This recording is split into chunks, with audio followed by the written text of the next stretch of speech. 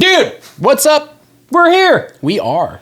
We're in my house today. Your house. It's been it's quite the change of setup. It is December. December was the last time. the last time we were here. December.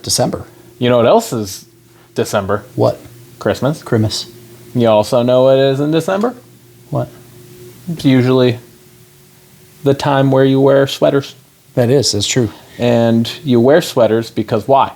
It's cold out. It's cold. Yeah. Which is like winter weather. Winter weather. Yeah. And today is spring. Still. It's pretty close to summer. Right. We're in June now. Right, That's but summer in my mind. It's still like 2 weeks Yeah. from actually being summer. But still. But it's like cold out. Yeah. It's cold. It's raining. And Whether you believe it or not. hey. Yeah. You know what we could also call it? What? A cold open. Welcome to the show. Bourbon, belts, blockbusters. You are listening to the Triple B podcast.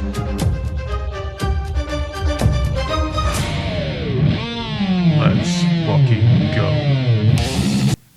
Dude, we are back. It's been a minute. It's been a minute since I've been on the show. Last week was the first time in a while that I had been around. Yeah. Things happening in life and stuff like that. So, now we're both here. Maybe, just maybe. Nope, can't do it next week. I'm busy next week. I gotta go work on Saturday. All right. Yeah. So you got drill? No. Oh. No, there's like a air show out in Prosser. We're flying a Chinook out there and gotcha. sitting at the air show for a couple hours. So. Fair enough. So I'm not gonna make it on Saturday next week either. So. All right. Well, I don't remember the first weekend why I couldn't do it. Had something going on. I don't remember why, but I was out, and then. No, because Memorial Day weekend was not just the week. Was it last weekend? That was. No, Memorial Day weekend was the weekend before. Yeah. Which was the second weekend I wasn't on it. Yeah. I haven't been on. I haven't been on. I haven't been on since the morning of Cheyenne's wedding. That's why. That's what it was. So that. No, that's why you weren't on. There was that. That's why I wasn't there. I was there for the morning of Cheyenne's wedding, and then the weekend after that was Memorial Day. Has it only been 2 episodes then? Maybe. Yeah. It's only been 2 episodes. 3 actual episodes have been put out. So I guess I have missed 3 because of the PLE. Yeah. I was counting the PLE. So, because I was like, Justin's been on twice and you were on once. So, yeah. Yep. So, this is the first time for the regular episode I've been on in 3 weeks. Yep. Jeez Louise. Yep. Had stuff going on. I was going to be going out of town. Tim ended up having to work Memorial Day weekend. So just timing didn't work out. And then she goes. Last weekend I ended up in the ER on Saturday. So that's what that was. And now I'm here. Timmy's out of town this weekend. So you're here. I told you he was going to be alive. Yes, I am alive. I'm here. They were worried. I said it. I'm not the only one saying it. Sports Illustrated is saying it also. Bleacher Report. He's here. The whole 9. All right. We're here. We got a cocktail, and we do. I think it's a first on the show that we're having the guest be the one that came up with the cocktail. Yeah. I don't think Justin's made one before, and you're the only two. Knowing Justin, probably not. Love you, buddy. But yeah, Nathan, what do you got for us? This week we got the Bourbon Gold Rush. The ingredients, it's 2 ounces of bourbon, 3/4 of an ounce of lemon juice, and 3/4 of an ounce of honey syrup, which is just simple syrup, same ratio, just with honey instead of sugar. You put it all into a cocktail shaker filled with ice, and you give it the old shaky, and you strain it into rocks glass and garnish it with a lemon. I forgot the garnish. That's fine. Lemon garnish. I just usually toss it. My bad. So, I didn't do a deep dive, but obviously one of the other names for honey is liquid gold. So it makes sense. Gold Rush. It's got honey in it. I didn't do a deep dive about where it came from or anything like that, but let's. I just had to give it the old finger blast. Yeah, no, I saw stir that. it back up. It separated a little bit. Mine kind of is too, down in the ice more. Yeah, which is fine. I like to drink honey raw. Yeah, so we're good with it. Yeah. Let's give it the old try. Yeah. Clinky. Cheers. Oh, yeah. Hot damn. That, my friends, is refreshing. That is delightful. I It like is. that a lot. It's whiskey sour, a little bit of that honey flavor. Almost hits you like that Jack Daniel's Tennessee honey, but better tasting. Yes. It's a bourbon, not Jack Daniel's. It's not Jack Daniels. It's the key. But yeah, it's good. I like it. Yeah, it's like you nailed it on the head. It's a whiskey sour with honey, and I love a whiskey sour. It's like it used to be one of my go-to drinks at the bar because it's just simple. And this is simple ingredients, simple to make.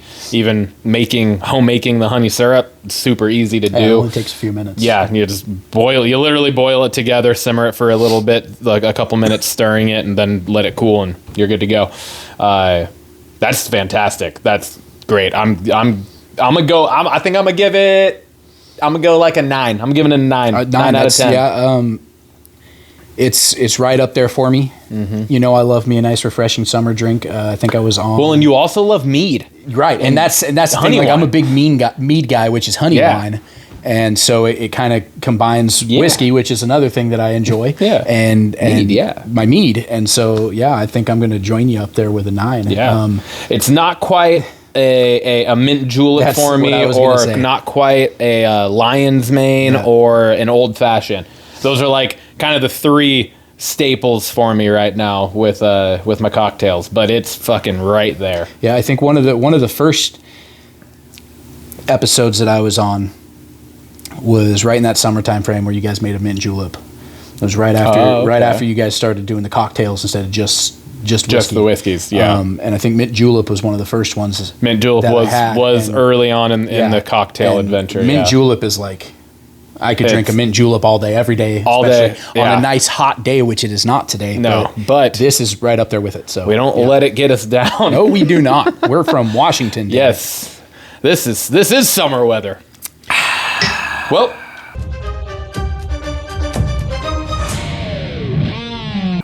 that's going to bring us on over to bells.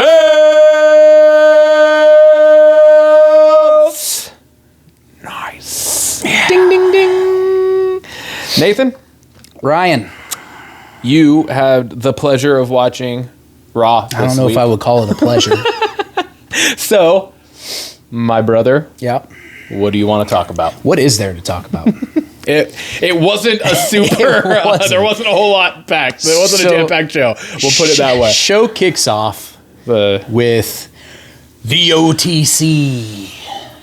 Even in Italy, where they really haven't been watching wrestling for a very long time, probably 20 years. I think there just wasn't the energy for Roman Reigns in the building. Well, you know what OTC stands for? Only tiny cock. Yeah, only tiny cock. It's the only tiny cock in the bloodline. And so you could feel like people are kind of getting tired of it. And now don't even get me started on this whole fucking bloodline thing. And then Jacob Fatu. Anyway, it's acknowledgement night. Jacob Fatu comes out. Jacob Fatu bends the knee. I love you, Roman. I acknowledge you. All that BS. Oh, great, we got the bloodline back. Yeah. It's a known fact on this show how I feel about Roman Reigns and him getting shoved down our throats. I will be the first to admit I do think that the original bloodline storyline that ran for 4 years essentially is some of the greatest storytelling in the history of professional wrestling. Absolutely. But guess what? We don't need a sequel. We don't need to run it back. They've jumped the shark with Roman Reigns. Yeah, man. And the bloodline. This is now in the last 2 years the second time we've ran back the bloodline. Yeah. I don't get it. I don't want to get it. I don't like it. Anyway, and I got something kind of long to talk about. Okay. But I'm gonna run through a couple other shorter points first, Check. and then we'll talk about the long point, and all that kind of leads into what I'm going to talk about. So the next best thing that was on the show was the King of the Ring tournament, the first Fatal 4-Way qualifier match, right? You had Obafemi, Solo Sikoa, Penta, and Carmelo Hayes. No. Yeah. Was it Mello? Yeah, it was Mello. In the Fatal 4-Way? Yeah, it was Mello. He's the first one that Oba hit. Okay. Yeah. Okay. Penta, that's Mello, right. and That's Solo. right. I was confusing that match with the tag team match. I was about to say Ethan Page. Mello. Right. Obafemi wins. It wasn't that great of a match for me. Yeah. Like there were a couple points where it was like, okay, that was cool. Yeah, there were definitely a couple cool moments. I did like and I mean, part of it, I feel like you just kind of expect. I do think that having your Intercontinental Champion in essentially what amounted to be a 3-on-1 squash match, and Carmelo Hayes solo in that makes sense to me because they're not doing shit with his character anyways, and what they are doing with it is not great. So it's like, yeah, that makes sense to me. But having Mello, who's inarguably one of the hottest superstars in the company right now, and then Penta, who is really garnered a following. He's the Intercontinental champ. Why? The IC. Why is the Intercontinental Champion in a tournament to get a shot at the main title? Yeah. You know he's not going to win. Yeah. They have so much talent on the roster, and they're doing dog shit with it. Yeah. No, it's true. Everything is going to tie into what I'm going to talk about when I'm done. I do think to play a little devil's advocate and give a little bit of flowers to that match, I did like, while I disagreed necessarily with some of the talent in the match, I did like that Oba did his entrance, got up on the ring apron, demolished all three guys, and then finished his entrance. Was fucking great. That was awesome. I did like that, and I love everything about Oba. Obafemi's amazing. He is phenomenal. And for it to be, of all three dudes, Solo, at least they got the finish right. It was Solo that took the loss. And which I think is even better for Oba in the sense of just like Solo's the bigger dude. So to have Solo be the one that takes the fucking fall from grace is such a destructive fucking move. It is. It is a devastating finisher. It's a fucking last ride meets the Batista bomb. Yeah. And I love it. And so for it to be Solo be the one that took it, because you easily could have been like, hey, Mello, you're going to make this look really fucking good. Take this, but they had Solo and he ate it great, and so I did like that, but I totally understand the flip side of it, and where it's like, what the fuck are we doing with Mello and Penta being in this fucking match? And it upon seeing the other matchups for the rest of this round of both sides, men's and women's, now it makes sense. Yeah, because it's basically the same thing in all the other matches. You got a really big guy and then a bunch of little people. That's pretty much what it is. Yeah. But anyway, so I guess outside of the one from SmackDown. Yeah. There's no big dudes. Yeah. But one really aggressive fucker. Yeah. And we'll get to it. Then the next, I guess, brightest point that came from the show would be the women's, the Queen of the Ring first match, which Io Sky, Roxy, Lash Legend, and Julia. Yeah. And Io Sky ended up taking that one. Yep. She's pretty cool. I am a fan of Io Sky. Yep. I think she's great. But same thing. It started out exactly the same. Yep. All three other competitors team up on the big person. Yeah. And there's kind of a trend going there, which is the thing with WWE. Then, I'm going to go straight into my banger, and then I'm going to talk about my last point after the banger because that's going to take a little bit. So I'm going to go with my banger of the night. Banger of the night, obviously for obvious reasons, because the rest of the show's dog shit, is Rollins and Braun Breaker. That there were a couple points in the match where it was like, okay, they kind of almost flubbed something. But it didn't matter. Those two guys have great in-ring chemistry. They do have great in-ring chemistry. Braun's been off. He has. I feel like. I think that injury. Like, his in-ring stuff, there have definitely been misses. Yeah. And there were a few more last night on SmackDown there were multiple last night on SmackDown in that Fatal 4-Way. Yeah. That were him. It was just like. So I think what's going on is that's not the first time he's been injured since he came to the main roster. Yeah, no. I think he's trying to slow himself down and protect himself a little bit more than he usually does. Maybe, yeah. And that might be, we might be Throwing seeing him him trying to change his timing and style a little bit. And that might be throwing him and other people off, which, you know, sometimes you got to do that. And I imagine he's a good enough athlete that he'll might take a couple weeks, but he'll get it back in line. Yeah. But that match was a great match. Austin Theory comes out and tries to interfere, and then Tez comes out and takes Theory out. That was so fucking awesome that Tez literally just comes from like the announcer side, slides in the ring straight in the corner, and I was like, fuck yes. Yep. And that move is fucking crazy. Yeah. That he just jumps up and over the top rope, over the ring post to the corner. It's not like he's like barely like he is like 3 feet above that ring post. Dude, he's fucking fully clearing. He's crazy. Like the jump is insane. Yeah. So that was great. Well, it ends with and then he ate a fucking spear on the outside too, he ate a spear. I was like, oh damn, that was a good one. He ate a spear. Rollins ate a spear. Paul Heyman ate a spear. Kind of ate a spear. That was. Heyman took the powerbomb a lot better. We'll put it that way. Paul, you got to quit taking bumps, man. You're too old. Anyway, although they did, if you notice, they did have that portion of the wall padded a little bit more than usual. If you and I think it was already separated from the other piece. It definitely was. Anyway, Braun comes in to end the match. And Rollins has gotten the tag title belt, and puts it at his stomach, and Braun spears the tag title. I thought that was creative. I did too. I thought that was creative. I can't recall seeing that. No. Justin could probably give you a fucking date down to the second. Yeah. The closest happened before. The closest thing that I can think of is like when someone goes for a powerbomb, and the other one's got the title and smacks him in the head at the top of the powerbomb. That's I specifically mean a spear though, where somebody is using the title as a protection. Yeah. I don't ever recall seeing that. So I thought that was really creative and a cool way. And Braun Breaker sold that really well too. It was great. Limp out. Yeah, it was awesome. And then he takes the stomp, and then Rollins pins him for the win. Yeah. So that was the banger. That was the best thing all night. The one thing I will say from that, it has to be the end of the Vision.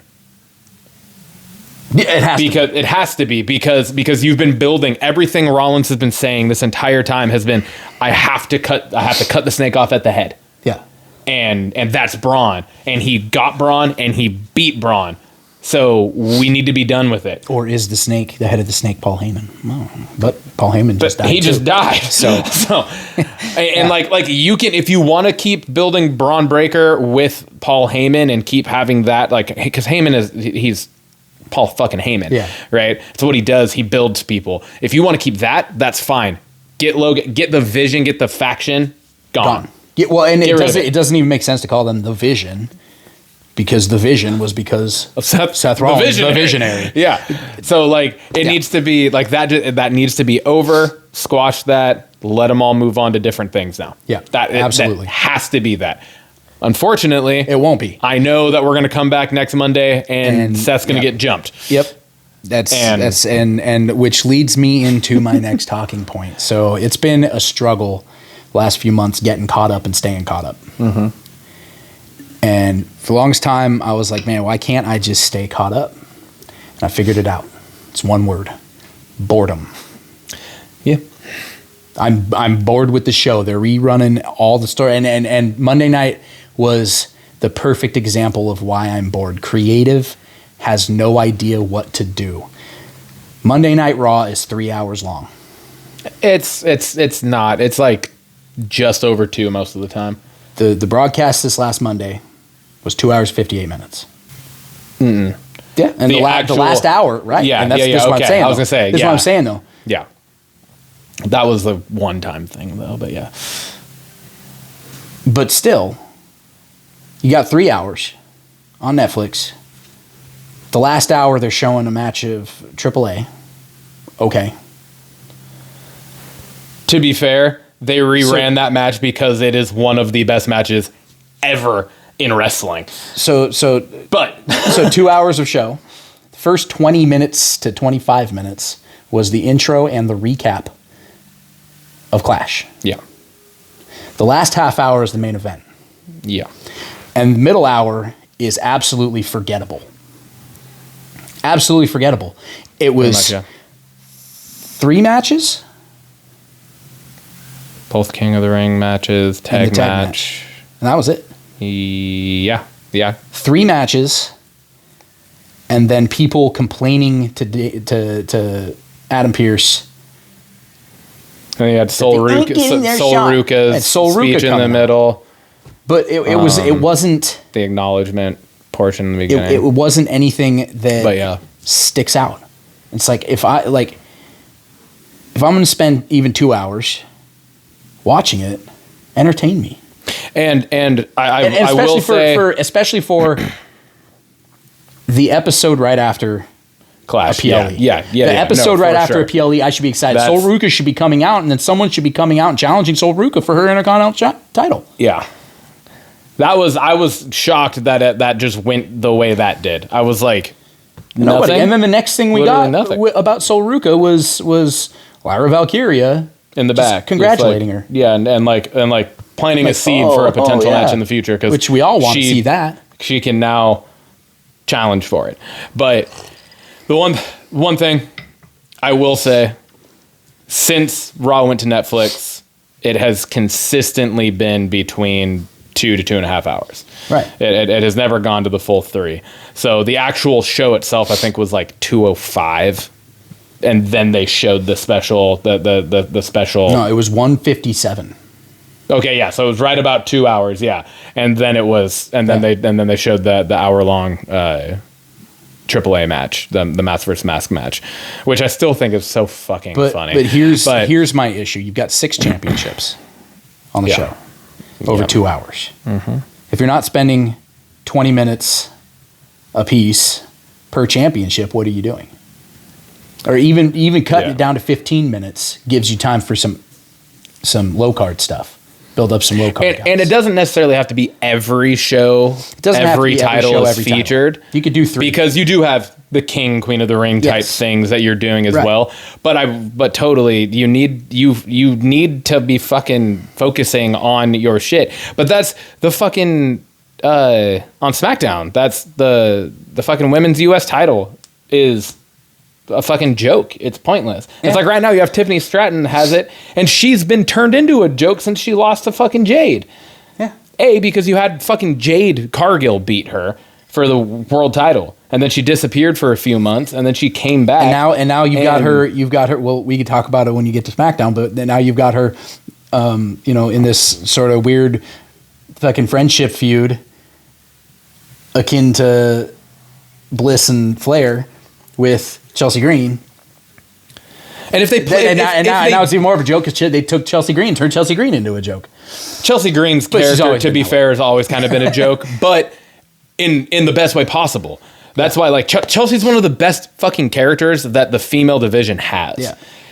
And they just don't fucking do anything actually adequate with her. She legitimately is like the R-Truth-esque type character of the female division, which is great, and she's fantastic at it. And the thing is with her is she's game. Like, she's like, I'll fucking do anything because I'm getting a paycheck. She's like, I don't care. Yeah, that's Truth's whole motto. Yeah, and so but at the same time, it's like, as fans, they could actually do something really fucking cool with Tiffany Stratton and Chelsea, but you have fucking Tiffany Stratton's now the U.S. Women's Champion, or the Women's U.S. Champion. And that's going into it. Like, you have the fucking men's Intercontinental Champion should not be in any situation involving the main championship. He's a mid-card champion. Yeah, give him his own storyline.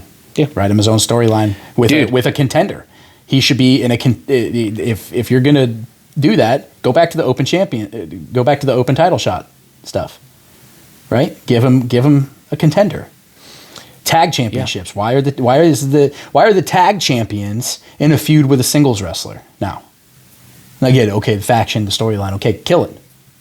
If they're holding the tag championships, they need to be wrestling tag teams. It needs to be. For too long, we've seen every week you'll have your singles champions in tag matches, and you'll have your tag champions in singles matches. Which tag champions are in a feud with a singles? Fucking Breaker and Austin Theory. Oh, Seth Rollins. Yeah. Okay. Exactly. I was like, that's what I'm saying. You forgot that they were the tag champions. No, I was thinking Austin and Logan Paul and the Street Profits. That's why I was like, wait, what? But yeah, it's ridiculous. Creative doesn't seem to know what they're doing, and even on SmackDown's a much better show, but even on SmackDown, it doesn't seem. And like that they is can fill, and that's supposed to be a 3-hour show, right? Fact. It is a 3-hour show, and it shouldn't fucking be. And luckily, sometime either later this month or next month, it's going back to 2. Thank God, because I don't know what the fuck they're doing with 3 hours. But the fact, just this week, SmackDown was the better show, and it wasn't a ton better. Yeah. And it's just this week. Typically, Raw is the better show. This was like a one-off week. SmackDown has been fucking dog shit for months, to the point where it's like, I have to fucking talk about SmackDown this week. I don't know what to talk about, kind of thing. Yeah. Kind of how you felt with Raw. Yeah. It was like, okay, like I just wasted 2 hours of my life. Honestly, that's how I felt. And so that, but to wrap all that up, like I feel like that's the reason why it's been a struggle for me to catch up and stay caught up, because it's just fucking boring. Yeah. And I find myself not actually watching the show. I find myself more often than not, and especially with SmackDown, just because I usually do watch it like the next morning or something, I fast forward through a lot of shit. I'm just sitting there just fast forwarding, because I'm just like, I don't fucking care about what's going on with Kiana James and Julia. Yeah.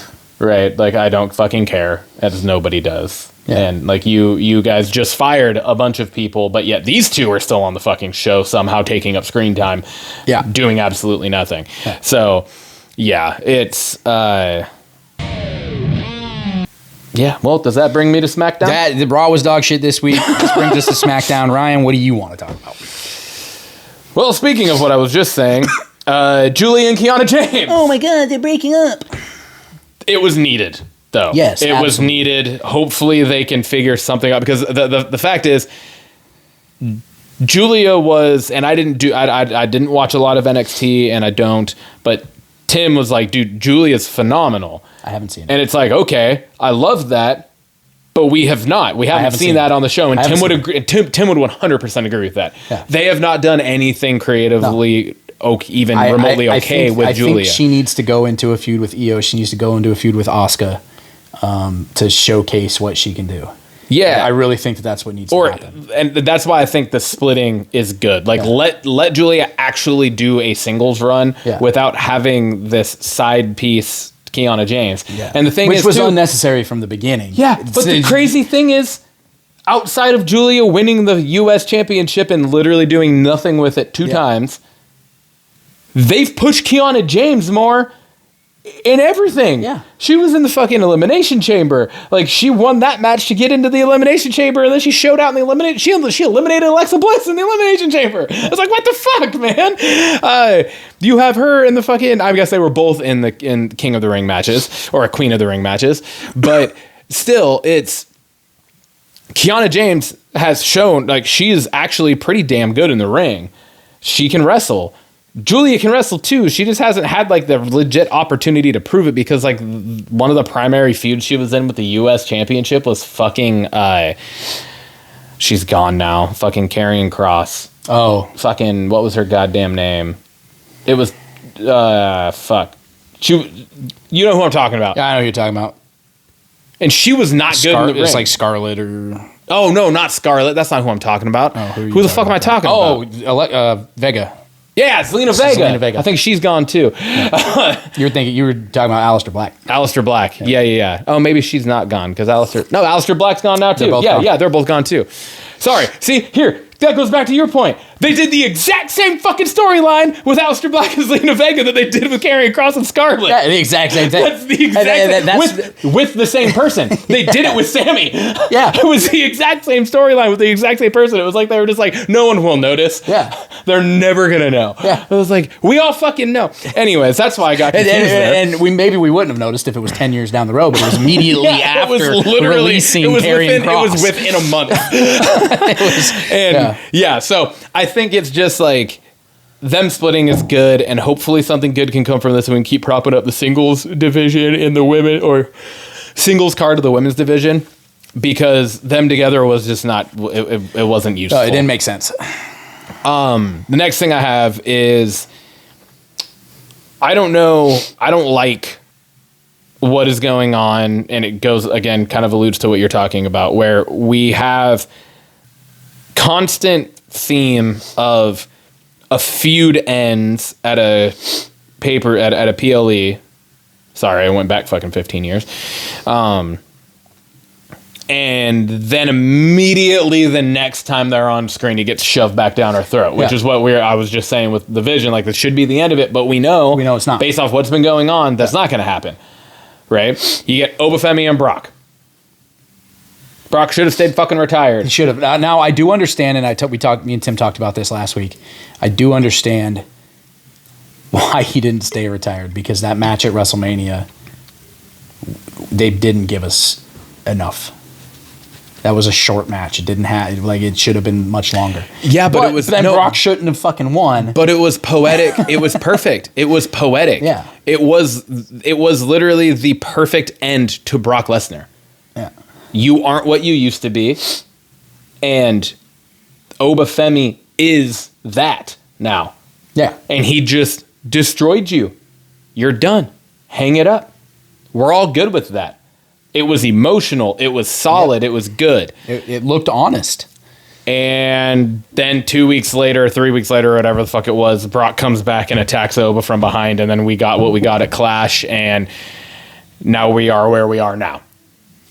And so, like, there's that. Then you get fucking Rhea Ripley beating Jade Cargill at Clash, and then immediately on SmackDown, Charlotte comes out, then Tiffany Stratton comes out, and then you get fucking Jade Cargill and her useless cronies coming out, and Meechin and fucking B-Fab, who is B-Fab it should go to, I don't even fucking know where B-Fab should go. She should not be on TV. Yeah, they should have fired her. Meechin's actually good in the ring. I will give her that. Most of the time. She's actually pretty fucking solid if she's working with somebody that's also solid. Yeah. But, and then you have Jade Cargill come back out, and it's just like, oh my fucking God, dude, let's be done with this shit. Yeah. Jade Cargill should go back to AEW and continue to ruin their profession, their industry, or their fucking show, yeah. Because she's not doing anything good here. Then we get fucking Cody beating Gunther, and then Gunther and Cody, that same thing. Like, what's the point of fucking PLEs anymore?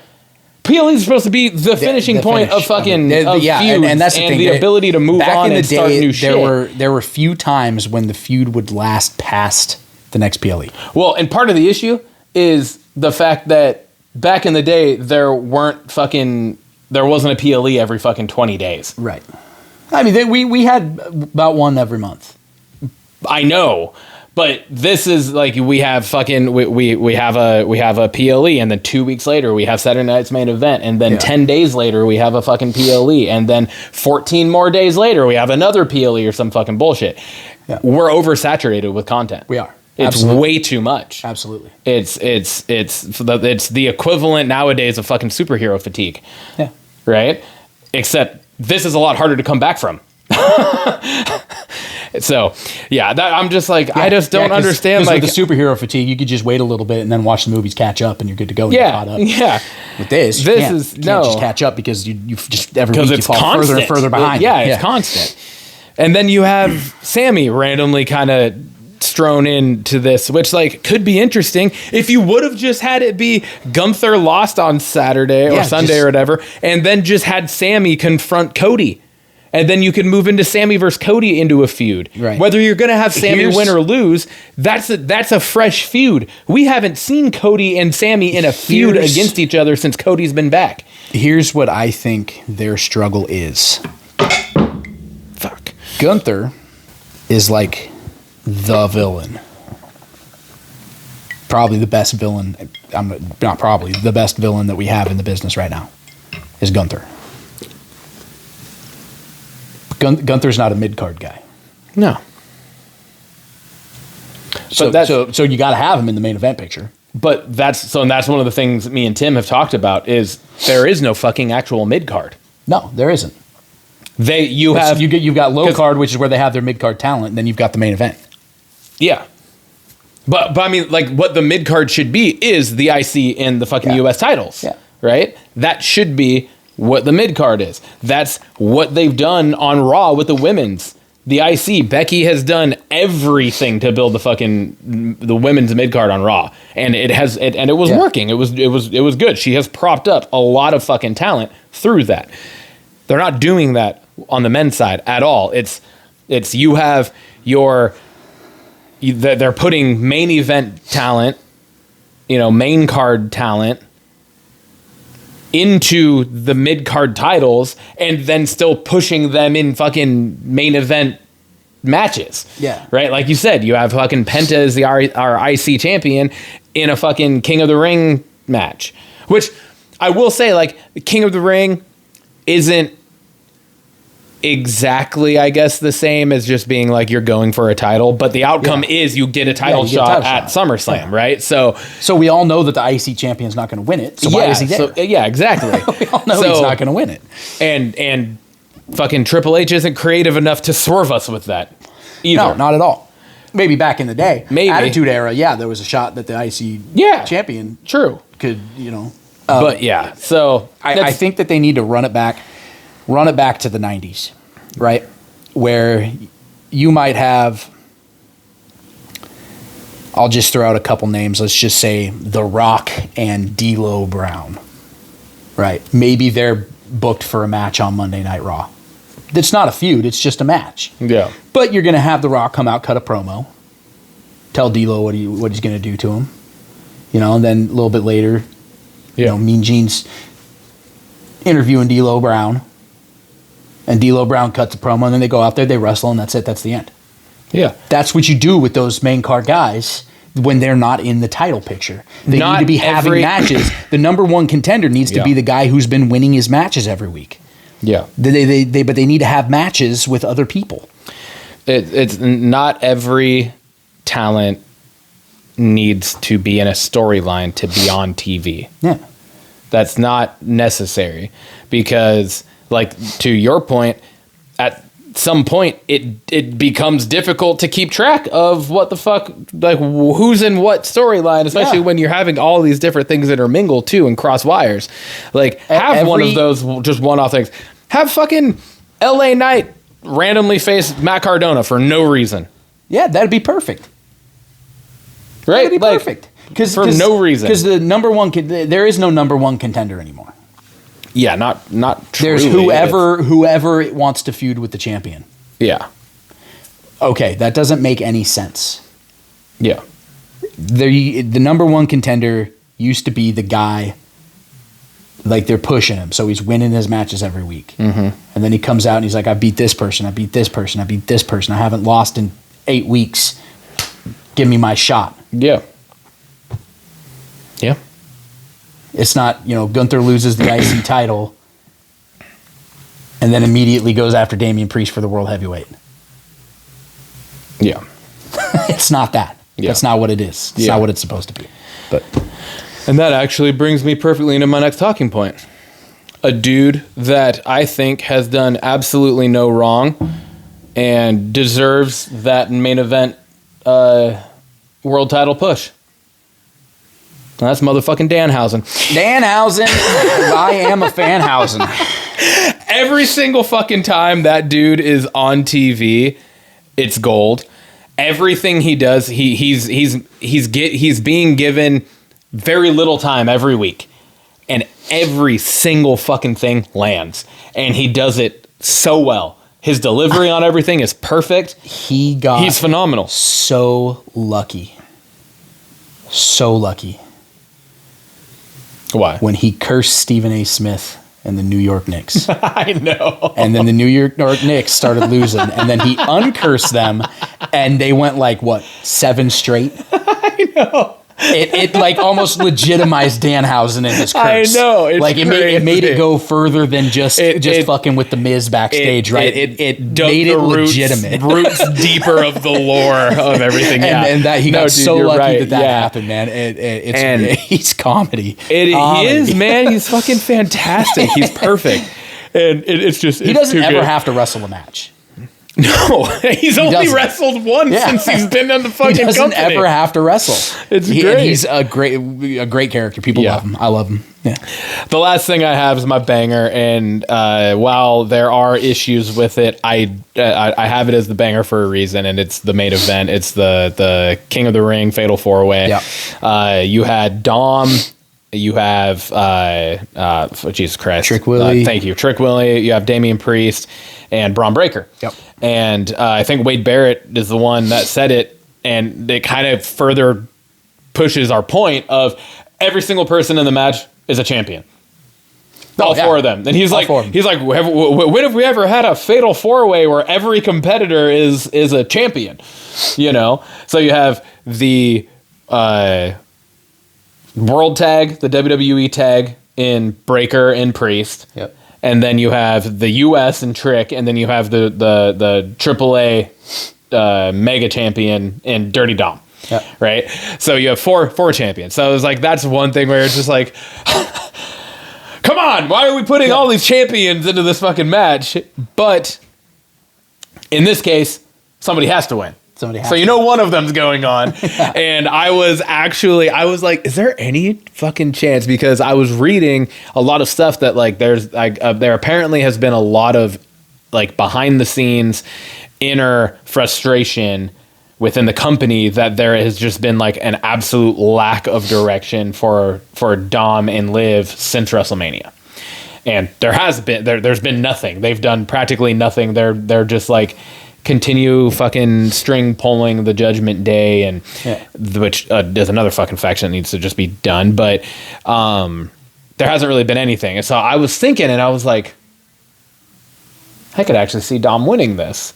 And I was like, is there any fucking way that Dom could win King of the Ring? Because that would... I know, that brings me to my point. If he was on the other side of the bracket, maybe. I know, and I'm like, he won, and I was like, fuck yeah, he won. And he won. They did that actually really fucking well, too. Yeah, they did. I thought they did that, like, they set it up perfect to where Braun and Trick they take each other out with the fucking, the leap across through and the announce table broke. That was one of the most aggressive announce table breakings we've seen in a while because of the new kind of more reinforced tables. Yeah.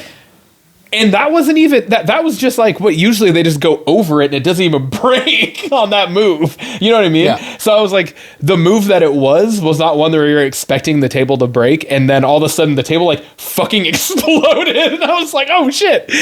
And like Trick Williams ended up like fucking up. I thought his head was getting crushed by part of it because he ended up like upside down when it was imploding. I was like, oh God. So they're out. And then you have Dom start to kind of work back, and then you're like, fuck, Priest. Here it is. And then you have JD come in, and I was like, I don't know why I forgot about JD. Yeah. But that, like, caught me off guard. Like, I was like, oh, fuck, that's right. Dom has backup. Yeah. I was like, oh, okay.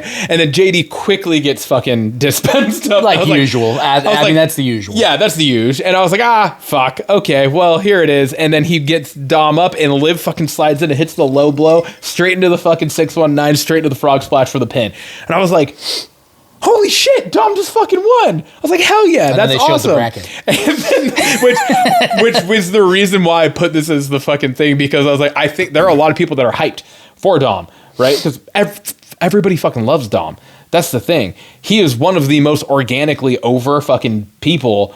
Him and LA Knight, maybe, and Oba, honestly, are like some of the most organically over characters.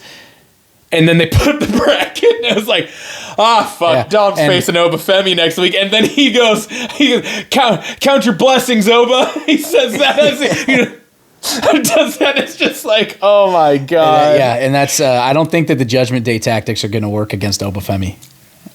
But what did Oba Femi do as soon as he won? Challenge Brock Lesnar. He talked more shit to Brock. More shit about Brock. Is there any fucking possibility that, which I don't like, but it would at least be fitting and it would make sense in what they're trying to push to go to this fucking rubber match? Yep. Could it possibly be Brock interferes and fucking costs Oba? It could and be. Dom does get the fucking win and goes to the fucking the finals of King of the Ring, and Dom could actually still fucking win this. He could. He could. And fucking you're right. totally could. I didn't even think about that. Yeah. I didn't even think about that. That's so a good I'm point. like, Oh, that's he good. actually could still fucking win this. I wouldn't like it because what should have happened in the first place was Oba just fucking Brock retired at WrestleMania, and we just left that as it was. At the minimum, though, it should have been Brock comes back out and then still loses at Clash. And then Oba moves on to the King of the Ring and then just fucking destroys King of the Ring, wins King of the Ring, and he challenges Roman Reigns and he beats Roman Reigns at SummerSlam. That would have just been like, woo, superstardom. Yeah. Good to go. That's what it should have been. Yes. They're not going to fucking No, they do won't that, because though, that is what it should be. You have little rockabye baby Roman Reigns as your fucking will. Fuck that. Yeah. That's what it should have been. But if it fucking ends up Dirty Dom can win King of the Ring, and do you understand the pop at SummerSlam when Dom comes out to face Roman? If he chooses Roman. Or, I guess, yeah, It could be Cody a fatal or four-way. whoever. With Cody, Gunther, and Sammy. Yeah. But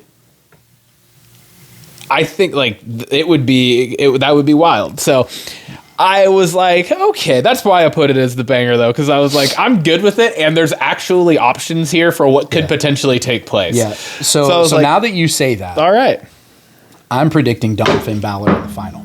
my cup keeps suctioning. Now that you make that great point about Brock Lesnar, Dom and Finn in the final. Just to shove another storyline back down our throats. Fuck. See, I don't like that because they're not going to have Dom beat Finn, I don't feel like. No. That's bringing us over to our belts question of the week. This week, I posed this. However, I did stole my thunder. I did steal your Stole my thunder, thunder. and we'll get to that a little later. So but just remember, folks, I thought of the question first. You'll see it again later. He did. I liked it though, and I was like, oh, I enjoy that. And to my recollection, which could be skewed because I've been doing this for over 2 years now. Seems to be a little bit of a trend. I don't think that me and Tim have done this before. Yeah, I don't remember it. And if we have, So it you is a have good it. one. So Yeah, either it is way. a good one. What is your Mount Rushmore of finishers? Oh, such a good question, and Yeah. it took me. I'm still not entirely decided. I'll be honest with you, but I'm going to give it a go. So let's do back and forth. Yeah, let's All do right. it back and forth. So number one is going to be the RKO. that is also my number one. The RKO. That is my number one finisher. It doesn't look devastating, but Yeah. the way that it's sold and the way that it's played, it's one of the most devastating finishers Yes. that has ever existed. And- just because of the way that they sell it. But And the ability for Orton to hit it from any position, From literally anytime. anywhere. You are never safe from an RKO. No. I think the first midair RKO was Shelton Benjamin, I think. Shelton Benjamin came off the top rope and caught a midair RKO. That was one of the first. And I'll look that up. But that was it could have been Evan Bourne.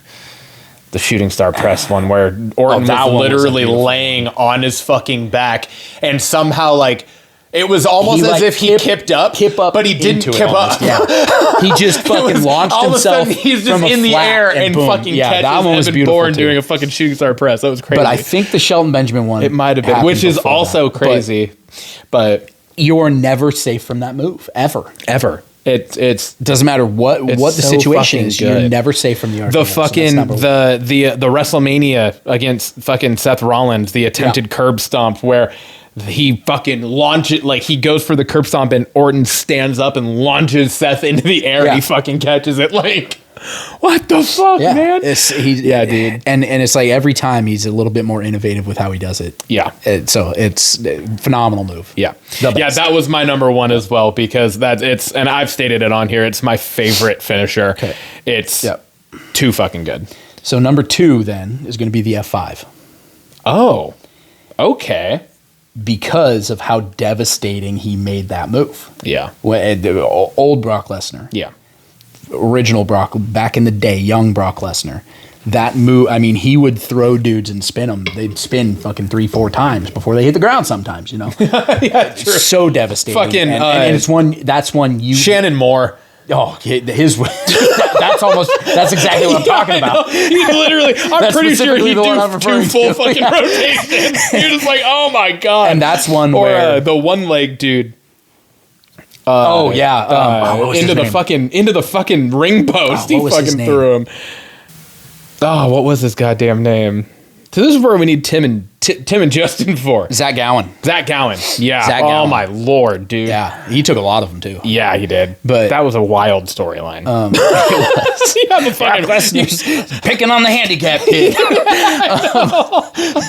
don't think that aged too well. But that's a move. It That's a aged move exactly. that you're not necessarily going to get it in any situation, but there's no getting out of it. Yeah. You're going to get it. Yeah. It's coming. Mm-hmm. It's just a matter of time. Yeah. If you're going to take an F5. Yes. And they sold that just like the RKO. Yep. When that F5 is hit, very few people kicked out of an F5. Yeah. Ever. It was very protected. Yeah. Even today, it's still Yeah. a very protected finisher for sure. Yeah. Yeah, so My number 2.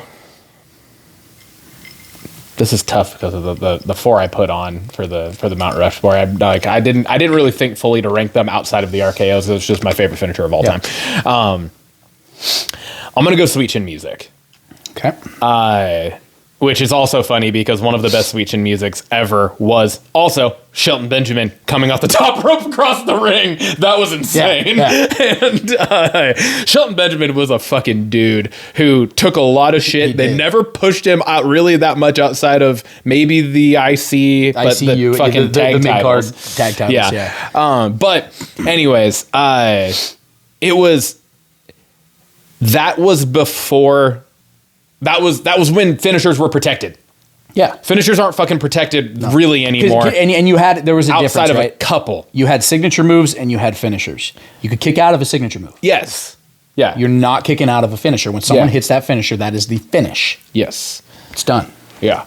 Outside of certain feuds, certain situations, Yeah. right? The fucking Rock and Stone Cold Yeah. hitting each other with each other's moves and their own moves and kickouts happening. But that was like those fucking 5-star type matches where it's like this shit, it makes sense and it's awesome. It's not a fucking Intercontinental Championship match on a random Monday Night Raw. Yeah. Right? It's just not. And so it's not the same anymore. And it's also like the fucking super kick now is so overly used. Like the entire Samoan bloodline uses the fucking super kick. Everybody uses outside of Roman. I don't think I've really ever seen Roman hit a super kick before. No. So, which I appreciate. And I guess The Rock. But like everyone else does, like the Motor City Machine Guns, when they were here, they fucking used the super Penta, kick. Dom. Penta, Dom. Yeah, like everybody uses it. a handful of the women use the super kick. And it's just like, it's just another move. It's a big boot. Yeah. Right? It's a typical clothesline. Right? It's no different now. Yeah. Which sucks because But at the same time, that also builds Shawn Michaels' legacy. That same move was putting people down when he was doing it. that's So fair. it kind of builds That's Shawn fair. Michaels' legacy a little bit, but it's sad to see but at the finishers same time- from back in the day being used just as regular moves now. Yeah. Because at the same time, it's one where it's like you wish that like Shawn, especially being the person that's running NXT, could like give that move to somebody who like he knows is going to be legit. Yeah. But that can't happen now because it wouldn't have the same effect. Or you have to phase everyone else out Who you periodically over time, progressively from using it. Yeah. And it's just not likely. I mean, it's kind of but it's a slightly similar thing to that's a good one. I don't know why I didn't put that on my fucking Mount Rushmore, but I'm not even going to say it just in case you did. I don't want to steal your thunder on one of the answers. But Sweet Chin Music's my number 2. It was the build up to it, the fucking tuning up the band, the entire thing, also the equivalent of being able to hit it fucking out of nowhere. Out of nowhere. So it was like it had the build, but it also doesn't need the build. Similar to the RKO where he'll do the fucking ground punch and he can hit it with the long build. But he doesn't need it. But he doesn't have to, right? So it was a very similar Yeah, it's a good storytelling qualities move, of moves, yeah. Which, my number 3 obviously was going to be Sweet Chin Music. So I'm gonna go okay. quick. We already talked about it. So what's your number 3? Yeah. My number 3, and again, it's one that all four of mine, honestly, are ones that can get hit quick. But it's the Stone Cold Stunner. Okay. This is my number 3. Just the legacy of Stone Cold and that move and how protected that move still is. Because KO's the only person that is like actually used a stunner as like a finisher. Since. Yeah, cutters. You have cutters, but a cutter is an RKO. RKO is a cutter. Right? A stunner's going to the butt. And really KO's, like you have seen them hit sparingly outside of KO. And even KO doesn't use it often. And unfortunately, when he does use it, it's not like his finisher, which is a bummer considering the fact that he had the match with Stone Cold and he could have adopted it and made it a thing. But the stunner, the middle fingers, the fucking belly kick that Stone Cold always gave always seemed like one of the most just devastating belly kicks, right? Like, because it would fold them, fucking fold them. You get the fingers, and then and it was always, and then just again the ability to sell out of it, and how well people would oversell it, but the overselling wasn't like. It wasn't like a frowned upon oversell, right? No. It's not an oversell making fun of the match or the person or whatever. Like kind of like Shawn Michaels against Hulk Hogan, where he just oversold everything because he thought it was stupid that he was even in that match, right? Yeah. This was like a respect, like we're fucking selling this move to make it powerful. Yes. So that's my third. Yeah, and that's another one that he could do the kick and the fingers, but he didn't need to. Mm-hmm. There were a lot of times where he's standing up after taking a move and he just fucking turns into it, stunner, boom, it's done. 1, 2, 3. So number 4 for me would be the Tombstone Pile Driver. Kane or The Undertaker, I don't care. Tombstone Pile Driver. At the same time. Well, when they would do it, when they were tagging. When they did it in unison. Boom. Oh, my God. Beautiful, beautiful move, devastating. No one's kicking out from the Tombstone Pile Driver. Very few people.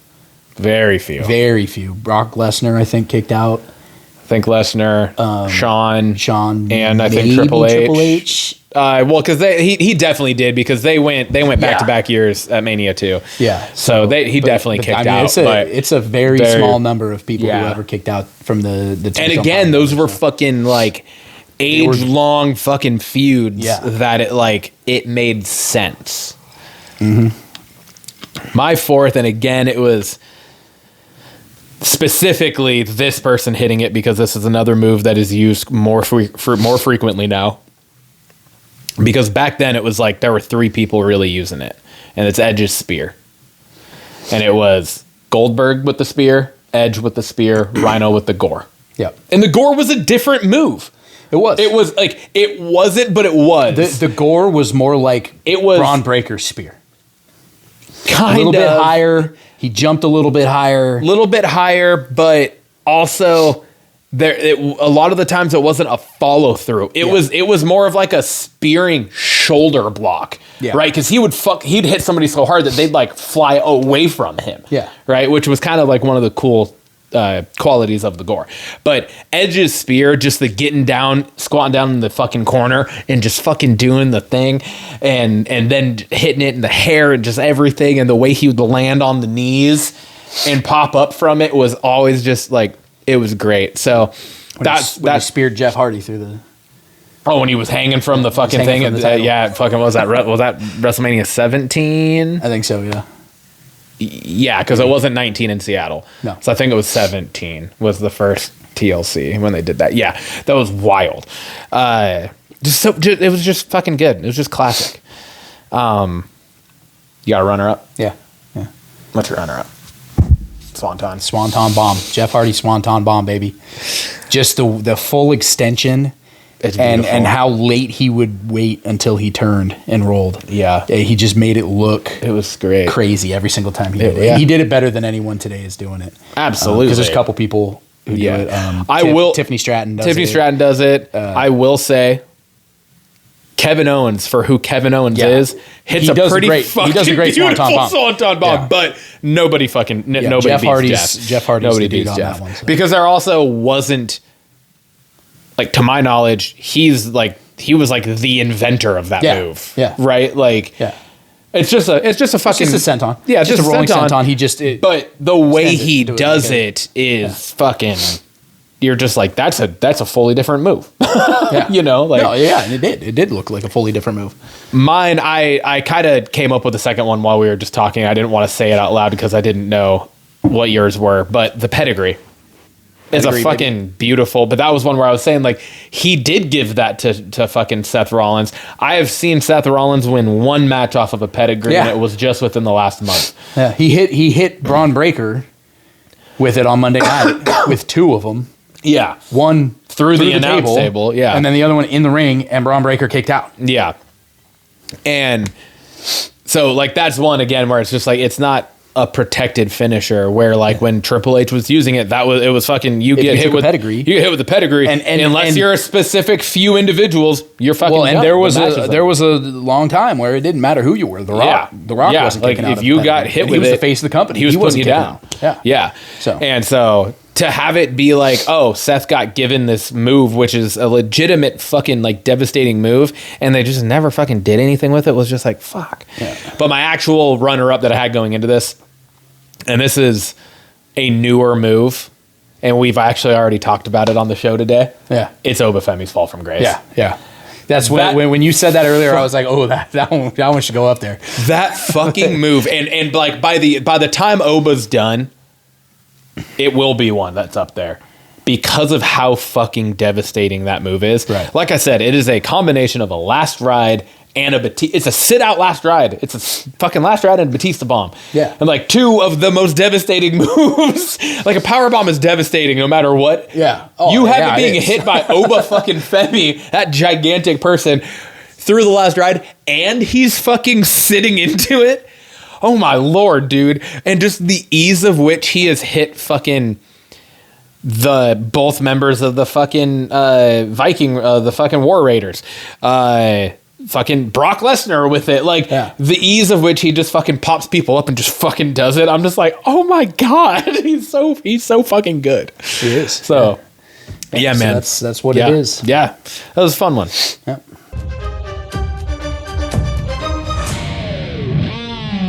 Does that do it for us? Does that bring us over to Blockbusters? Lights, camera, action. We got a couple focus features up here. You had yours a wee bit before I had mine. I did. So took me a while. It took me a while this week. I'm sitting there trying to figure out, man, how do they come up with this stuff? I'm like Google searching movies coming up, and it's giving me like movie trailers from 10 years ago and stuff. I'm like, what's going on here? And then I stumbled across this guy here. It's called How to Rob a Bank.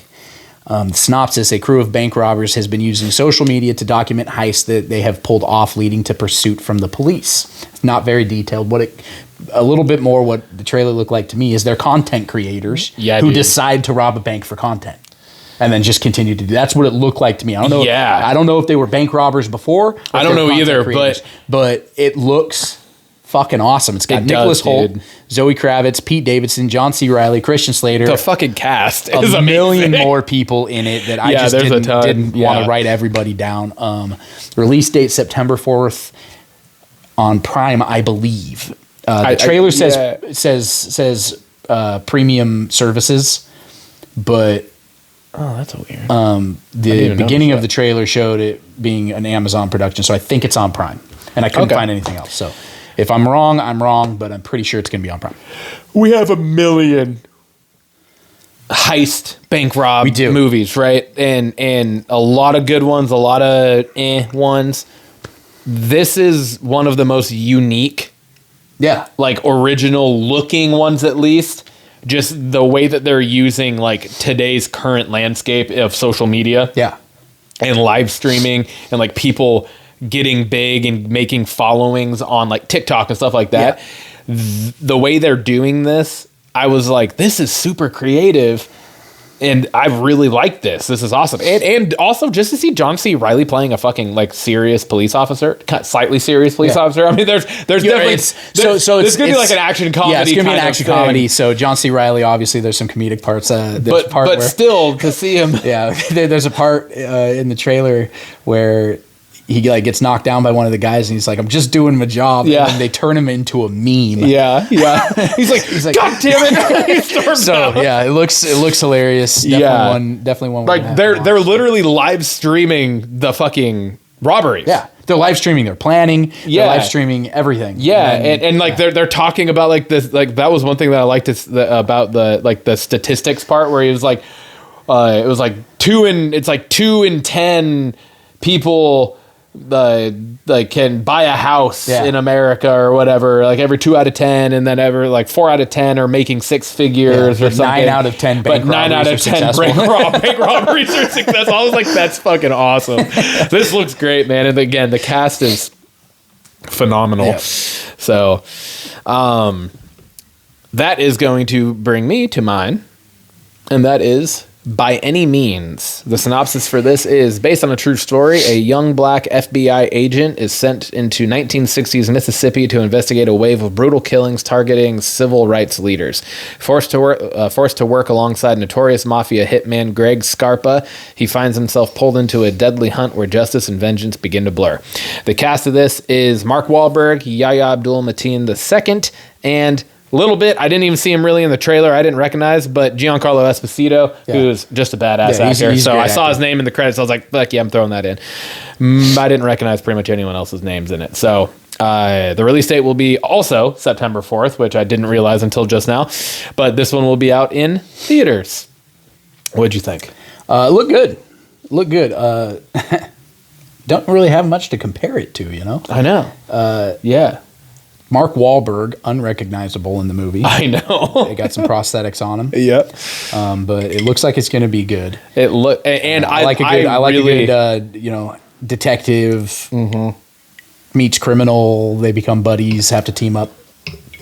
Yeah, same. And you not really have a buddy cop movie, but you have an FBI guy working outside of the law here. Yep. Also a black FBI agent, right? And the brutal killings targeting civil rights leaders. We're talking about the KKK essentially here. Yeah. Which they show that in the trailer. Yeah. So, And they're targeting black people, and so it's very personal to him and whatnot. You end up seeing in the trailer they come after him and his wife, and I think that it seems, at least in the trailer, that's like kind of the moment where he is like, we got to figure something out. Yeah. And that is where Mark Wahlberg's character comes into this. But it looks brutal. It does. It definitely looks brutal, and it looks it just looks intense. So I watched that and I was like, oh shit, because I kind of put off watching this a couple times.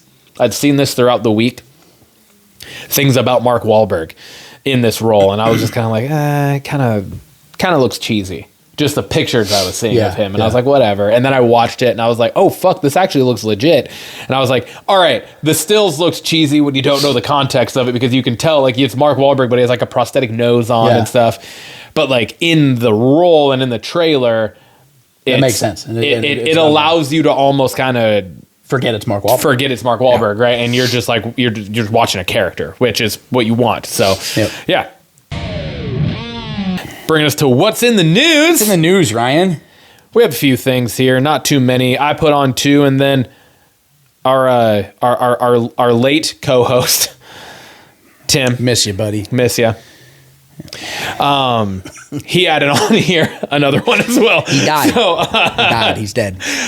We have trailer number 2 for The End of Oak Street, which got a little more intense. It did. Than the first trailer. It did. The first trailer was like, oh shit, this looks like a sci-fi kind of like family adventure mystery movie. Like, what's going on? Hide your wives. Hide your daughters. They're eating people out here. You're like, oh shit, the neighbor just got her head bitten off by whatever the fuck dinosaur looking thing that is. Raptor thing. You're like, oh, like a Deinonychus. This got way more kind of creepy and scary looking, but also it looks awesome. It looks good. I like the premise of it is interesting. And again, not really something I've seen before. So I'm here for a lot of the more kind of original, unique looking stuff that we're getting. Yeah. So I thought it was solid. Yeah. Looked real good. We also have the official trailer, because we got a teaser trailer a few weeks back that me and Tim talked about. But we have the official trailer for season 3 of Silo. Have you watched any of this? I have not. Do you have Apple Plus? No, I don't. Tally might. I don't know. Okay. I don't. If not, that's one that I would recommend paying for because the shit that Apple keeps putting out. I hate Apple products, but Apple TV, Bangers. fucking nothing but, really. Like everything that I've watched on there, it's fantastic. Like they put out good shit. So, this is one where we have a few things, and I know you've watched one of them, that are talking about similar concepts right now. Yeah. And it's Fallout, Silo, and Paradise on Hulu. I haven't watched that one either. Which is also really fucking good show. They're talking about similar concepts where the surface level of the world, shit happens, and they end up going into... what are they called in Fallout? Bunkers or vaults? Vaults. Yeah. So vaults and vaults, silos in Silo, and then it's just like one underground like bunker that they. But in Paradise, it's called Paradise because it's literally like made. It looks like they're just in a town. Yeah. Right. So differences around all three of them. You could watch all three like simultaneously, and you wouldn't be like, "Oh, this is just ripping off anything." Yeah, well, because they're done all that's so the thing with well. Fallout, right? So Fallout, obviously based off the video game series from Bethesda, they spend very little time in the vault on that show. So I think the first episode, and then you don't really see much of the vaults afterward. Which I mean, there's some continuing storylines, right? But most of the time in the games, you start out in a vault, you get out of the vault, you don't really go back to a vault unless there's a mission that goes to a vault. Yeah. And then Silo is like almost fully in the Silo. Yeah. In till part of like season 2, you end up with a little bit of something, but season 3 looks like we're getting some follow-up aftermath of season 2, but also prequel stuff. Okay. Which I'm like, oh, that's kind of cool. So we're getting new characters in here, and the way that they ran this trailer was, I thought was really, really well done because you're getting Rebecca Ferguson's character, who's the main. She's the main, protagonist of the show. And we're catching her after the results of which you see a little bit where she got caught in like the fire part of the 2 doors to the outside. And she's waking up with some amnesia. She doesn't remember what was going on. And there was a lot of shit going on.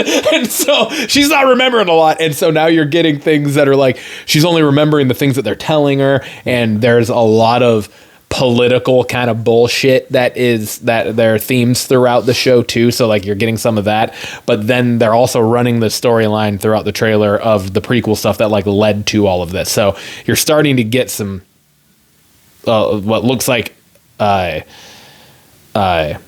ends starting to come together to maybe create some cohesion, circle. Yeah. Cohesive. So yeah, it looks fucking great. I'm stoked for the show. It's a great show. Yeah, so I would definitely, like it. I said, just Apple Plus in general, dude. So many good shows on there. Ted Lasso's on it. Your Friends and Neighbors. Fucking Silo. Shrinking is one of my favorite shows of all time with Jason Segel and Harrison Ford. It's fantastic. Invasion is another good one. And yeah, the Newsroom is a good one as well. Or no, Morning Show. Sorry, the Morning Show. Newsroom's a different show. But anyways, good stuff. Definitely recommend it. But this show is fantastic also.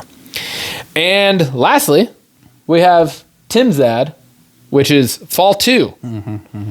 And there was a tag onto the title that I don't remember, and he didn't put it on Dead here. Point. Dead Point, thank you. Fall 2, Dead Point. I never saw Fall 1. You afraid of heights? No. Oh, go ahead, watch it. Okay.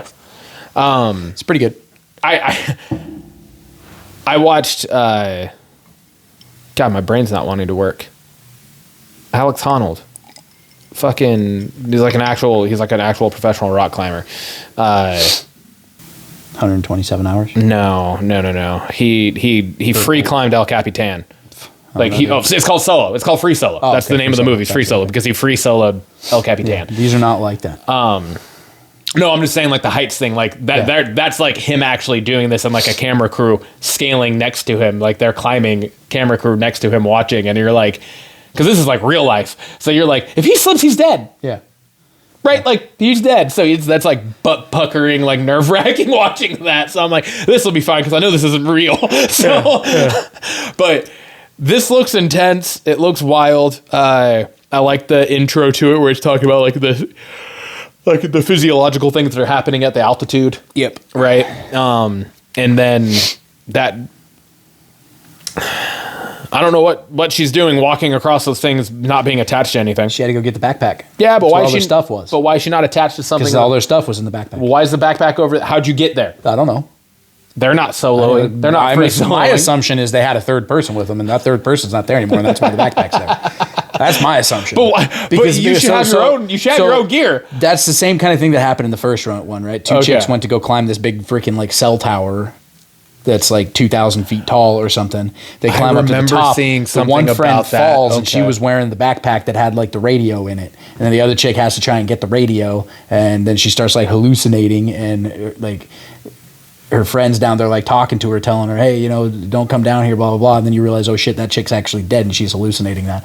It's a pretty good movie. Oh, pretty good movie. So yeah, I strongly suggest the first one. This one looks like it's going to be, another one like that. Yeah. So probably going to be a good movie. But now they're on the side of an actual cliff face. Yeah. So. It's not one that like draws you in. Yeah. But it's a good movie. All right. The first one. Awesome. I'll have to check it out.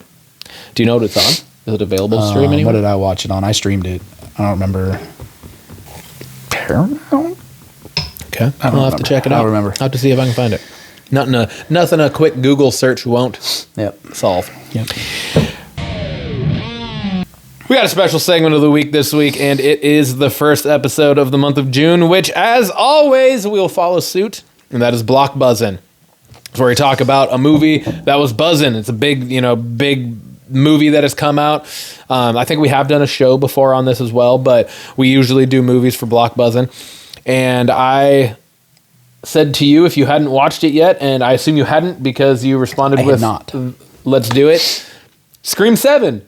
Yeah. Which will kind of be a like closing the circuit on this, because me and Tim talked about this multiple times as it was like the ramping up, leading up to it coming out. Tim talked about briefly, not really about the movie, but just that he went and saw it in theaters when it was out. And then I think he gave it to Justin for one of the things that they did. Yep. So they watched it again. They talked about it on the show. So I was like, you know what? If you haven't seen it, why don't we do it? Yeah. Let's talk about it. And I know you're also a horror fan. And, I am. I believe you're a Scream fan. Tim, I'm going to ask you to earmuff it. Uh-oh. So I didn't watch 4, 5, 6. Oh. And here's why. You didn't watch even number 4. Nuh-uh. How many fucking times are they going to try to kill Sidney Prescott? Well, then you can watch 7. Sidney Prescott's not in 7. No, it's not. She's not in 6. She's in 7. We just watched 7. Oh, sorry. 6. She's not in 6. Sorry, 6. Yeah. My bad. 6. You can watch 6. She's not in 6. How many fucking times are people that they're somehow related to her going to try to kill Sidney Prescott? Is the entire bloodline crazy? Everybody she knows is insane? For me, it's a good movie. It's a good movie. Good horror movie. I liked how they played on some of the tropes and also gave you some nostalgia, right? The first bit of nostalgia was, the first portion, obviously, in the Mocker house. Yeah. Right? Which is a recreation of Stu Mocker's house. It wasn't the actual Mocker house, I believe, is what they said. It wasn't the actual Mocker house? I think it was the actual. Okay. I think they turned it into like a thing. Okay. Like a I thought I heard them say it was a recreation, but that's neither here nor there. The road and everything out the outside, everything looked exactly the same. True. So True. I think it was the actual house, but. And then you get a little bit of nostalgia in the next scene with, Sydney's daughter. And then her boyfriend comes in the window and literally word for word what Billy said to Sydney in the first movie. was Word for fucking word. Watching Stab or whatever. Except for Billy didn't say anything about watching Stab Yeah. because Stab didn't exist yet Yeah, in the universe. He said a different movie, but it was word for word what Billy said. Yeah. And then a little bit later, you get the Gail's sidekick chick. I can't remember her name in the movie. The twins. Yeah, the girl. I can't twin. remember her name either. You get her basically saying what Randy said to Sydney in the first one about her being a scream queen. Yeah. You're the scream queen, blah, blah, you know. Yeah. So real cool little bits of nostalgia from the first one that made me feel good about the movie. Yeah. But again, how many times can you try to kill Sid? It's not like Michael Myers and Laurie Strode, you know? Like, I don't know. Even there in the original series, Laurie Strode's only in 3 of the 7 movies or 8 movies. Yeah. You know? No, she's in 4. No. She's in 1, 2. She's in H2O. And then, you're right. At the very beginning of Resurrection. Oh, never mind. Yeah. I was like, no, well, I guess she was in more because of the newest trilogy that came out. But the newest trilogy picked up after that. The first one. Yeah. After Halloween 1. But I'm talking about the original movies, right? Yeah. And the only reason why they did that kind of reboot that picked up after Halloween 1 was because people were like, the rest of these movies kind of fucked the story, and Rob Zombie's movies were good, but yeah, so they were totally separate. They made those for the fans. Yeah, but I liked it. I thought it was good. I kind of disagree, just in the sense of I think it actually makes sense that Sydney keeps getting pulled back into this world, because how many times she tries to get out of it, but the entirety around the original one and what they continue to build this stuff off of is just like the lore of this, and it's just causing other crazy people to try to finish the job. Yeah, finish the job. Yeah. Right? And so like I kind of appreciate that and the lean into it. Yeah. And their ability. They're all trying to finish Stu and Billy's movie. Yeah. Right. Yeah, right. And so their ability to like in this one, I 100% thought that who the main killer ended up being. Stu. No. Oh. I 100, because I almost out the gate, I was like, that's a deep fake. That is exactly how I felt. I was like, that's not actually Stu. I didn't think Stu was actually alive like the entire time. And so I was like, it's somebody in that we've already seen. And so it was funny because I was like, I think it's the neighbor.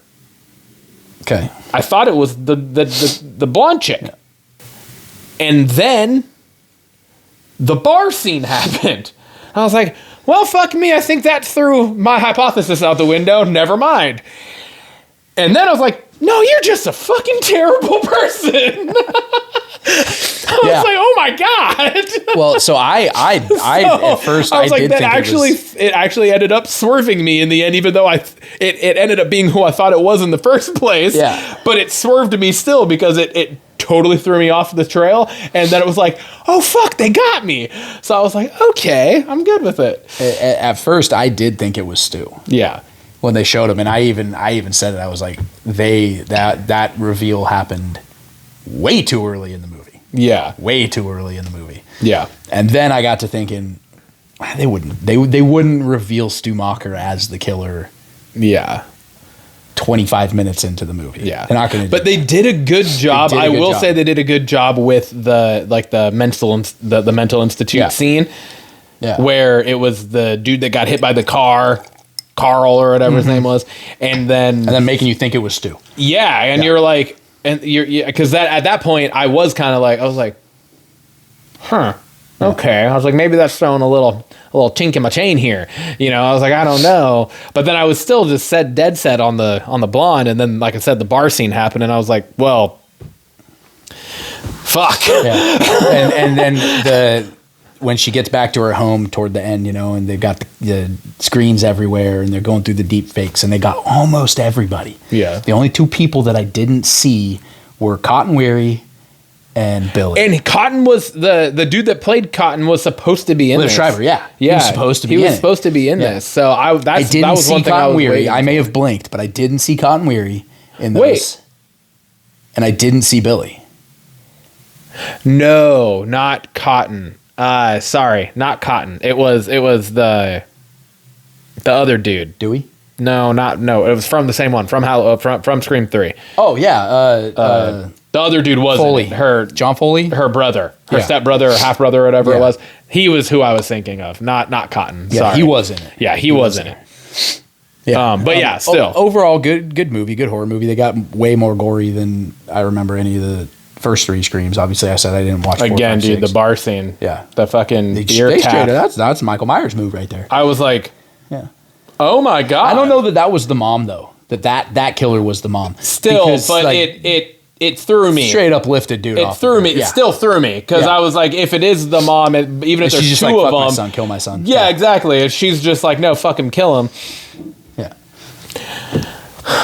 Spoiler alert. That's what happened. I was also- like, oh fuck, she did do it. God damn it. Well, and then she made a comment about it. She said off because Sydney was like, what about your son? And she goes, oh, he's gone. He was too much like his father anyways. Yeah.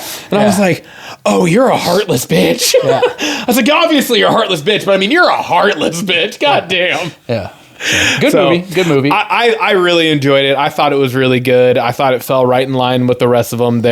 Even the original one was a cheesy slasher movie, right? It was campy, but it was supposed to be like good. that. And It- so like because they've it done a played- good job of staying in that vein. It played I on the think, tropes, and it even had Randy in the first one going Yeah. through the rules to surviving a yeah, horror movie. you yeah, know? exactly. So yeah, it was the first one was cheesy, campy.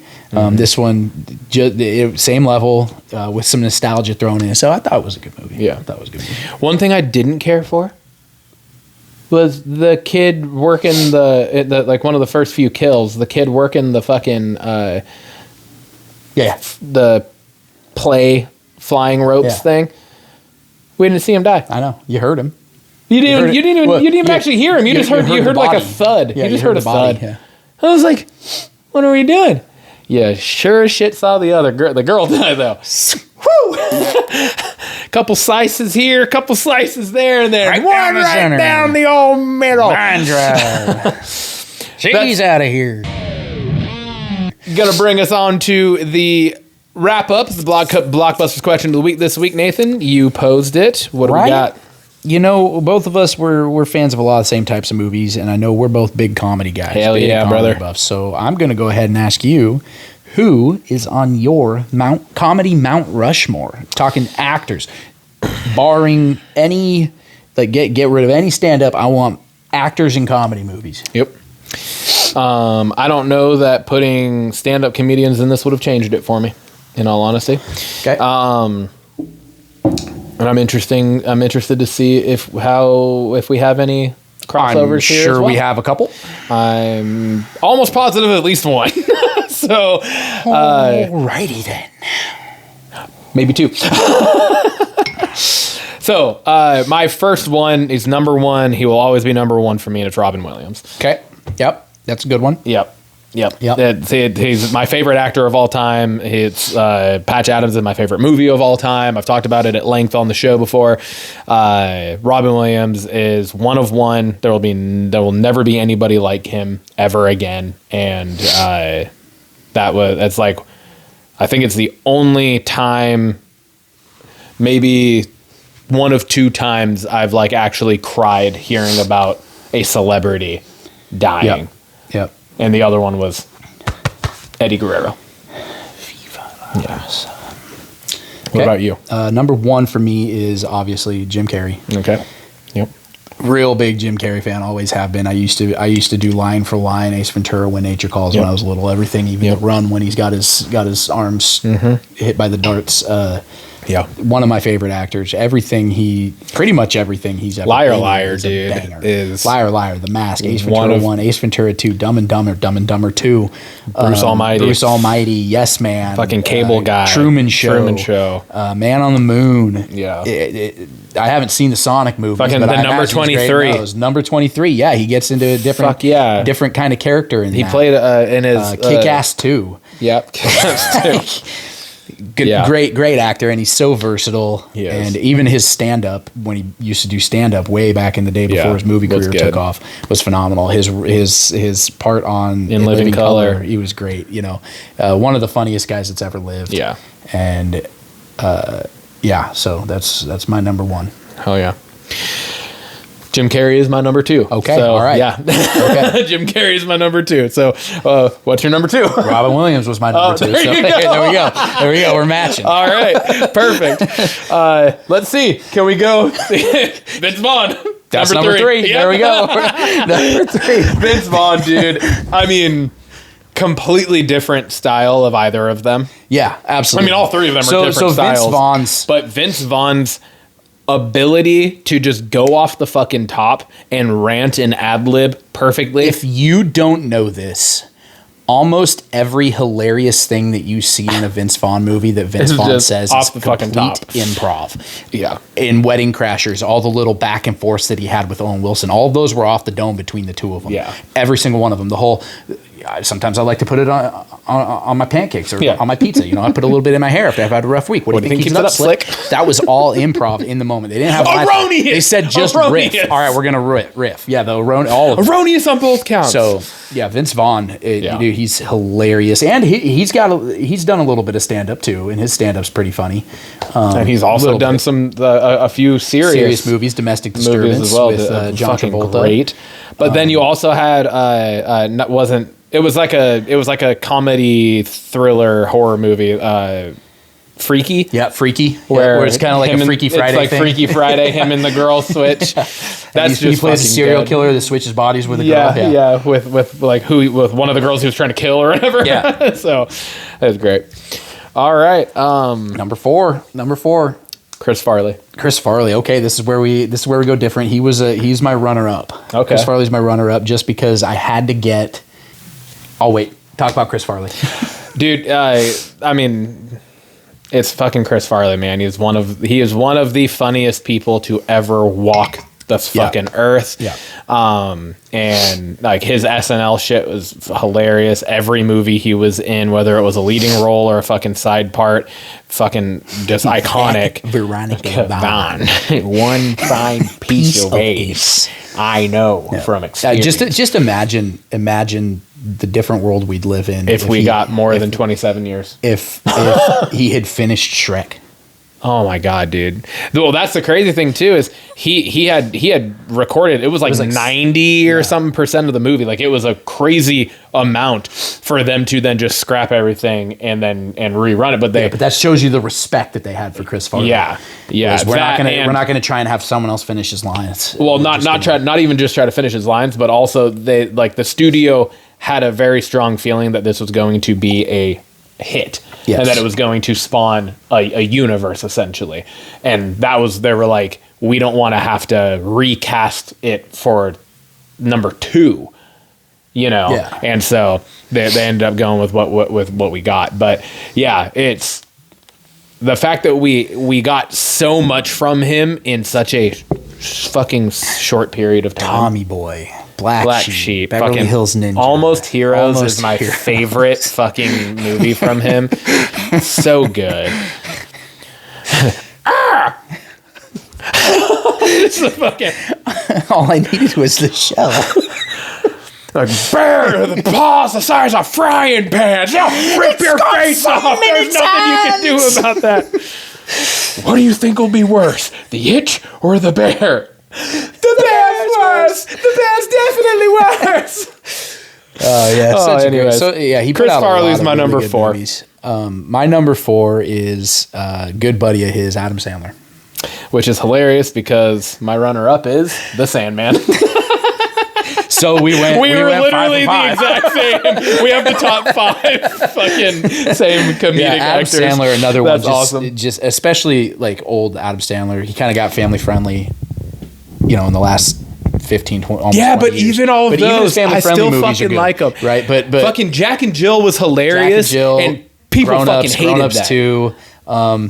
Happy Gilmore 2, Billy Yeah, Madison, Mr. Deeds, Waterboy, Yep. Bulletproof, Such a good fucking movie. all of them. Everything. Little Nicky. Yeah, everything. Did you he say does Little make- Nicky? I didn't No, hear I if you didn't. did. Everything he puts out is funny. Yeah, man. And he's such a like good guy as far as, obviously I don't know him, but he only casts his friends in his movies. Yeah, for dude. the most part, Like, He makes sure his buddies have jobs. And I saw an interview with him one time. I mean, I don't know when it was necessarily in terms of how recent it was or not, but it was just like talking about that. And he's like, yeah, he's like, I like to, make sure my buddies are good, but it's also just like, it's a fun time. Yeah, I like enjoys this. I working just with his like friends. working with them, so, which is just that's so respectable and everything. It was, I think the what I was reading was, it was like a back and forth video of just like different clips of him and David Spade both talking about each other. Yeah.